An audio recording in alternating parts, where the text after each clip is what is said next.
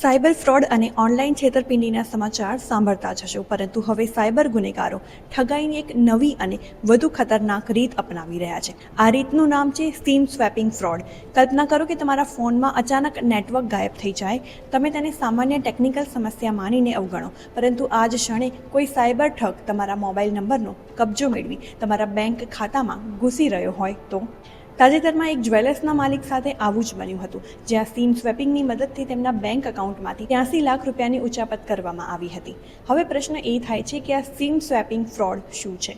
વાસ્તવમાં સાયબર ગુનેગારો મોબાઈલ ઓપરેટરની ખોટી માહિતી આપીને નકલી દસ્તાવેજોના આધારે તમારા નંબરને બીજા સિમ કાર્ડમાં ટ્રાન્સફર કરાવી દે છે. ત્યારબાદ તમારા ફોનમાં નેટવર્ક બંધ થઈ જાય છે અને એ તમારા નંબર પર આવતા ઓટીપી, બેંક અલર્ટ અને કોલ્સ સીધા ઠગોના હાથમાં પહોંચી જાય છે. જો તમારા ફોનમાં કોઈ કારણ વગર અચાનક નેટવર્ક બંધ થઈ જાય, કોલ કે મેસેજ આવવાનું બંધ થઈ જાય અથવા બેંક તરફથી અજાણી ટ્રાન્ઝેક્શનના અલર્ટ મળે, તો તેને સામાન્ય સમસ્યા સમજીને અવગણશો નહીં. સિમ સ્વેપ ફ્રોડથી બચવા માટે કેટલીક મહત્વની બાબતોનું ધ્યાન રાખવું જરૂરી છે. તમારી વ્યક્તિગત માહિતી, આધાર નંબર, ઓટીપી અથવા બેન્કિંગ વિગતો કોઈ સાથે શેર ન કરો. મોબાઈલ નંબર સાથે જોડાયેલા તમામ બેંક ખાતાઓમાં 2 ફેક્ટર ઓથેન્ટિફિકેશન સક્રિય રાખો. અચાનક નેટવર્ક બંધ થઈ જાય તો તરત જ તમારા મોબાઈલ ઓપરેટરનો સંપર્ક કરો અને નંબર પર કોઈ સિમ રિપ્લેસમેન્ટની વિનંતી થઈ રહી છે કે નહીં તેની ખાતરી કરો. સાથે જ બેંક એકાઉન્ટ અને યુપીઆઈ ટ્રાન્ઝેક્શન પર સતત નજર રાખો.